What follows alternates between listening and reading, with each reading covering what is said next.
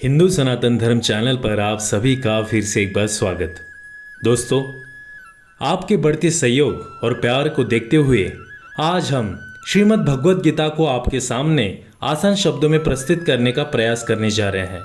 वैसे तो बहुत सी भगवद गीता आपने पढ़ी होंगी और बहुत से लोग इसके ज्ञान पर कार्य करते हैं, इसीलिए हम इसको आसान शब्दों में जानेंगे ताकि आपको अच्छे से समझ आ सके।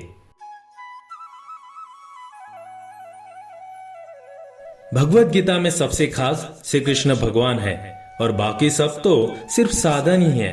और आज के जमाने में हम इसको समझ पाए और इसको हम जीवन में उतार पाए, यही हमारा प्रयास है। भगवद गीता का ज्ञान स्वयं श्री कृष्ण अर्थात भगवान नारायण ने अर्जुन को महाभारत के युद्ध से शुरू होने से पहले कुरुक्षेत्र में दिया था। भगवद गीता ही ऐसा एक धर्म ग्रंथ है जिसके बारे में बहुत कुछ लिखा गया है और समय समय पर इसकी आवश्यकता बढ़ती ही जा रही है। और भगवद गीता विश्व के हर प्रश्न का उत्तर है। जीवन से जुड़ा हर एक चीज का उत्तर भगवान श्री कृष्ण ने भगवद गीता में दिया है। हमारे मन में चल रही हर चिंता, परेशानी, दुविधा और धर्म संकट का समाधान सिर्फ भगवद गीता है। भगवद गीता में कुल 18 अध्याय हैं और हर अध्याय में वेदों और उपनिषदों का सार है। और इसके हर अध्याय के हर श्लोक में आप खुद को अर्जुन समझ सकते हैं, जिसे भगवान श्री कृष्ण ज्ञान दे रहे हैं। पांडवों और कौरवों के बीच महाभारत का युद्ध कुरुक्षेत्र में होने वाला था।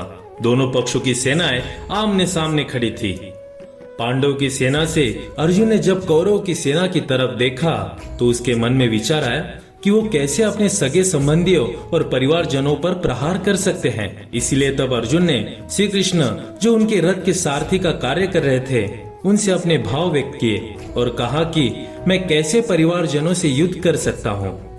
अर्जुन अपने बल भाव से सीधा कमजोर भाव में आ गए थे। उनके मन में बहुत सारी दुविधाएं उत्पन्न होने लग गई थी। उनके मन में ये विचार चल रहे थे कि वो युद्ध करे कि वैराग्य ले ले। ऐसे में तब श्री कृष्ण द्वारा अर्जुन को इस दुविधा से बाहर निकाला गया और श्री कृष्ण ने गुरु धर्म निभाते हुए तर्क, बुद्धि, ज्ञान और कर्म की चर्चा करते हुए विश्व के स्वभाव की जानकारी के साथ और अंत में सर्वोपरि परम सत्ववान ब्रह्म के विराट स्वरूप के साक्षात दर्शन देकर अर्जुन के मन में चल रही सारी दुविधाओं का अंत किया था। इन्हीं श्री कृष्ण अर्जुन संवाद को और श्री कृष्ण के इन्हीं उपदेशों को हम श्रीमद् भगवद गीता ग्रंथ के रूप में पढ़ते हैं।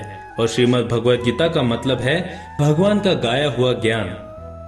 श्री कृष्ण को हम अर्जुन के सारथी मात्र नहीं बल्कि हमारे जीवन के सारथी के रूप में भी देख सकते हैं और उनके दिखाए गए मार्ग पर चलते हुए हमारे जीवन के सभी चिंताओं, दुखों का निवारण प्राप्त कर सकते हैं। ये महाभारत के भीष्म पर्व का अंग है और इसमें 18 अध्याय और कुल 700 श्लोक है। भगवद गीता विचारों की और ज्ञान की सतत प्रवाहमती नदी जैसी है, जो युगों युगों से हमारी संस्कृति को सिंचित करती हुई आ रही है। इसका ज्ञान सिंधु इतना गहरा और विराट है कि जितना हम इसमें गहरा जाते जाएंगे, हमें उतने ही ज्ञान रूपी मोती इसमें प्राप्त होंगे। महाभारत के भीष्म पर्व में गीता धर्म की विस्तृत चर्चा की गई है। सर्वप्रथम भगवान ने इस गीता धर्म का उपदेश विवस्वान सूर्य को, इसके पश्चात सूर्य ने अपने पुत्र मनु, इसके पश्चात इक्ष्वाकु राजा को गीता का उपदेश प्राप्त हुआ तथा इस प्रकार भूलोक पर त्रेता युग से ही गीता का संदेश प्रसारित हुआ। गीता का स्पष्ट कथन है कि स्वधर्मे निधनम श्रेयम पर धर्मो भयावह। अतः गीता महाभारत के सार के रूप में ज्ञान की गंगा अवश्य प्रवाहित करती है, किंतु वास्तविकता है कि ये ग्रंथ अर्जुन को उपदेश पर ही आधारित है। अतः अर्जुन को स्वधर्म का उपदेश ही ये गीता है। महामुनि भगवान वेदव्यास द्वारा विरचित श्रीमद् भगवद गीता स्वयं भगवान श्री कृष्ण द्वारा कथित होने के कारण इसके वक्ता स्वयं भगवान एवं श्रोता के रूप में पार्थ अर्जुन है। श्रीमद् भगवद गीता अत्यंत प्राचीन ग्रंथ एवं संस्कृत साहित्य का एक अलौकिक ग्रंथ है। श्रीमद् भगवद गीता एक ऐसा काव्य है जिसमें देवी आसुरी दोनों प्रवृत्तियों का संग्राम वर्णित है। देवी प्रवृत्ति के प्रति पांडव वंश और आसुरी प्रवृत्ति के प्रति कौरव वंश है। गीता के अनुसार देवी संपत्ति मोक्षाय, अर्थात देवी संपत्ति कम होने पर भी उसे सुसंगठित कर श्री कृष्ण मार्गदर्शन में यदि लाया जाए तो समग्र रूप में विजय निश्चित है। श्रीमद् भगवद गीता के वैदिक ज्ञान का अर्थ निरहंकार व निस्वार्थ कर्मों के फलस्वरूप मन की वासनाओं की मुक्ति से है। गीता एक ऐसा ग्रंथ है जिसमें 18 अध्याय और 700 श्लोकों में चारों वेदों का सार वर्णित है। इसकी भाषा सरल एवं गंभीर है। गीता का उपदेश अत्यंत पुरातन योग है। ये ईश्वरीय वाणी है जिसमें संपूर्ण जीवन का सार है एवं आधार है। मैं कौन हूँ, ये देह क्या है, इस देह के साथ क्या मेरा आदि और अंत है, देह त्याग पश्चात क्या मेरा अस्तित्व रहेगा, यह अस्तित्व कहाँ और किस रूप में होगा, मेरे संसार में आने का क्या कारण है, मेरे देह त्यागने के बाद क्या होगा, कहाँ जाना होगा। किसी भी जिज्ञासु के हृदय में ये बातें निरंतर घूमती रहती है। हम सदा इन बातों के बारे में सोचते हैं और अपने स्वरूप को नहीं जान पाते। गीता शास्त्र में इन सभी के प्रश्नों के उत्तर सहज ढंग से श्री भगवान ने धर्म संवाद के माध्यम से दिए हैं। तो चलिए दोस्तों, अब हम भगवत गीता के 18 अध्यायों के ज्ञान के सफर पर चलते हैं। अध्याय पहला, अर्जुन विषाद योग। धृतराष्ट्र बोले, हे संजय, धर्म भूमि कुरुक्षेत्र में एकत्रित युद्ध की इच्छा वाले मेरे और पांडु के पुत्रों ने क्या किया।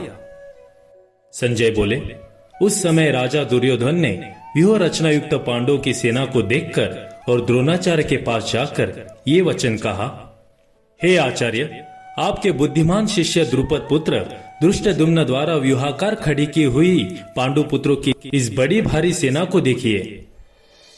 इस सेना में बड़े बड़े धनुष वाले तथा युद्ध में भीम और अर्जुन के समान शूरवीर सात्यकी और विराट तथा महारथी राजा द्रुपद, दुष्ट केतु और चेकितान तथा बलवान काशीराज, पुरुजित, कुंती भोज और मनुष्य में श्रेष्ठ शैब्य, पराक्रमी युधामन्यु तथा बलवान उत्तम औजा, सुभद्रा पुत्र अभिमन्यु एवं द्रौपदी के पांचों पुत्र, ये सभी महारथी है। हे ब्राह्मण श्रेष्ठ, अपने पक्ष में जो भी प्रधान है उनको आप समझ लीजिए। आपकी जानकारी के लिए मेरी सेना के जो सेनापति है उनको बतलाता हूँ। आप द्रोणाचार्य और पितामह भीष्म तथा कर्ण और संग्राम विजयी कृपाचार्य तथा वैसे ही अश्वत्थामा, विकर्ण और सोमदत्त का पुत्र भूरिश्रवा और भी मेरे लिए जीवन की आशा त्याग देने वाले बहुत से शूरवीर, अनेक प्रकार के शस्त्रों से सुसज्जित, सब के सब युद्ध में चतुर है। भीष्म पितामह द्वारा रक्षित हमारी वो सेना सब प्रकार से अजय है और भीम द्वारा रक्षित इन लोगों की ये सेना जीतने में सुगम है। इसलिए सब मोर्चों पर अपनी अपनी जगह स्थित रहते हुए आप लोग सभी निसंदेह भीष्म पितामह की ही सब ओर से रक्षा करें। कौरव में वृद्ध पड़े प्रतापी पितामह भीष्म ने उस दुर्योधन के हृदय में हर्ष उत्पन्न करते हुए उच्च स्वर से सिंह की दहाड़ के समान गरज कर शंख बजाया। इसके पश्चात शंख और नगारे तथा ढोल, मृदंग और नरसिंघे आदि बाजे एक साथ ही बज उठे। उनका वो शब्द बड़ा भयंकर हुआ। इसके अनंतर सफेद घोड़ों से युक्त उत्तम रथ में बैठे हुए श्री कृष्ण महाराज और अर्जुन ने भी अलौकिक शंख बजाए। श्री कृष्ण महाराज ने पांचजन्य नामक, अर्जुन ने देवदत्त नामक और भयानक कर्म वाले भीमसेन ने पौंड्र नामक महाशंख बजाया। कुंती पुत्र राजा युधिष्ठिर ने अनंत विजय नामक और नकुल तथा सहदेव ने सुघोष और मणिपुष्प नामक शंख बजाए। श्रेष्ठ धनुष वाले काशीराज और महारथी शिखंडी एवं दुष्टद्युम्न तथा राजा विराट और अजय सात्यकी, राजा द्रुपद एवं द्रौपदी के पांचों पुत्र और बड़ी भुजा वाले सुभद्रा पुत्र अभिमन्यु, इन सभी ने हे राजन सब ओर से अलग अलग शंख बजाए और उस भयानक शब्द ने आकाश और पृथ्वी को भी गुंजाते हुए धार्त राष्ट्रों के अर्थात आपके पक्ष वालों के हृदय विदीर्ण कर दिए। हे राजन, इसके बाद कपिध्वज अर्जुन ने मोर्चा बांधकर डटे हुए धृतराष्ट्र संबंधियों को देखकर उस शस्त्र चलने की तैयारी के समय धनुष उठाकर ऋषिकेश श्री कृष्ण महाराज से वचन कहा, हे अच्युत, मेरे रथ को दोनों सेनाओं के बीच में खड़ा कीजिए और जब तक कि मैं युद्ध क्षेत्र में डटे हुए युद्ध के अभिलाषी इन विपक्षी योद्धाओं को भली प्रकार देख लूं कि इस युद्ध रूप में व्यापार में मुझे किन किन साथ युद्ध करना योग्य है, तब तक उसे खड़ा रखिए। दुर्बुद्धि दुर्योधन का युद्ध में हित चाहने वाले जो ये राजा लोग इन सेना में आए हैं, इन युद्ध करने वालों को मैं देखूंगा।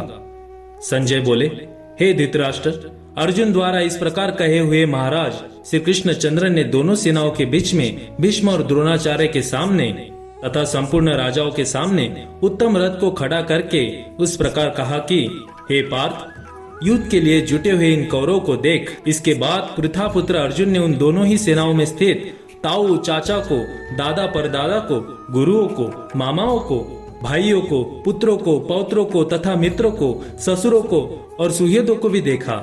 उन उपस्थित संपूर्ण बंधुओं को देखकर वो कुंती पुत्र अर्जुन अत्यंत करुणा से युक्त होकर शोक करते हुए वचन बोले। अर्जुन बोले, हे कृष्ण, युद्ध क्षेत्र में डटे हुए युद्ध के अभिलाषी इस स्वजन समुदाय को देखकर मेरे अंग शिथिल हुए जा रहे हैं और मुख सूखा जा रहा है तथा मेरे शरीर में कम एवं रोमांच हो रहा है। हाथ से गांडीव धनुष गिर रहा है और त्वचा भी बहुत जल रही है तथा मेरा मन भ्रमित सा हो रहा है, इसलिए मैं खड़ा रहने को भी समर्थ नहीं हूँ। हे केशव, मैं लक्षणों को भी विपरीत ही देख रहा हूँ तथा युद्ध में स्वजन समुदाय को मारकर कल्याण भी नहीं देखता। हे कृष्ण, मैं न तो विजय चाहता हूँ और न राज्य तथा सुखों को ही। हे गोविंद, हम ऐसे राज्य से क्या प्रयोजन है अथवा ऐसे भोगों से और जीवन से भी क्या लाभ है। हम जिनके लिए राज्य, भोग और सुखादि अभिष्ट है, वो ही ये सब धन और जीवन की आशाओं को त्याग कर युद्ध में खड़े हैं। गुरुजन, ताऊ, चाचे, लड़के और उसी प्रकार दादे, मामे, ससुर, पौत्र, साले तथा और भी संबंधी लोग हैं। हे मधुसूदन, मुझे मारने पर भी अथवा तीनों लोगों को राज्य के लिए भी मैं इन सब को मारना नहीं चाहता, फिर पृथ्वी के लिए तो क्या ही कहना है। हे जनार्दन, धृतराष्ट्र के पुत्रों को मारकर हमें क्या प्रसन्नता होगी। इन आतताइयों को मारकर तो हमें पाप ही लगेगा। अतएव हे माधन, अपने ही बांधव धृतराष्ट्र के पुत्रों को मारने के लिए हम योग्य नहीं हैं, क्योंकि अपने ही कुटुंब को मारकर हम कैसे सुखी होंगे। यद्यपि लोभ से भ्रष्टचित हुए ये लोग कुल के नाश से उत्पन्न दोष को और मित्रों से विरोध करने में पाप को नहीं देखते, तो भी हे जनार्दन, कुल के नाश से उत्पन्न दोष को जानने वाले हम लोगों को इस पाप से हटने के लिए क्यों नहीं विचार करना चाहिए। कुल के नाश से सनातन कुल धर्म नष्ट हो जाते हैं। धर्म के नाश हो जाने पर संपूर्ण कुल में पाप भी बहुत फैल जाता है। हे कृष्ण, पाप के अधिक बढ़ जाने से कुल की स्त्रियां अत्यंत दूषित हो जाती है और हे वाष्णर्य, स्त्रियों के दूषित हो जाने पर वर्ण संकर उत्पन्न होता है। वर्ण संकर कुल घातियों को और कुल को नरक में ले जाने के लिए ही होता है। लुप्त हुई पिंड और जल की क्रिया वाले अर्थात श्राद्ध और तर्पण से वंचित इनके पितर लोग भी अधोगति को प्राप्त होते हैं। इन वर्ण संकर कारक दोषों से कुल घातियों के सनातन कुल धर्म और जाति धर्म नष्ट हो जाते हैं। हे जनार्दन, जिनका कुल धर्म नष्ट हो गया है, ऐसे मनुष्य का अनिश्चित काल तक नरक में वास होता है, ऐसा हम सुनते आए हैं। हाँ शोक, हम लोग बुद्धिमान होकर भी महान पाप करने को तैयार हो गए हैं, जो राज्य और सुख के लोभ से स्वजनों को मारने के लिए उद्यत हो गए हैं। यदि मुझे शस्त्र रहित एवं सामना न करने वालों के शस्त्र हाथ में लिए हुए धृतराष्ट्र के पुत्र रण में मार डाले तो वो मारना भी मेरे लिए अधिक कल्याणकारक होगा। संजय बोले, रणभूमि में शोक से उद्विग्न मन वाले अर्जुन इस प्रकार कहकर बाण सहित धनुष को त्याग कर रथ के पिछले भाग में बैठ गए। इस तरह के वीडियो देखने के लिए और भगवान के बारे में और जानने के लिए इस चैनल को सब्सक्राइब कीजिए और लाइक और शेयर कीजिए। धन्यवाद।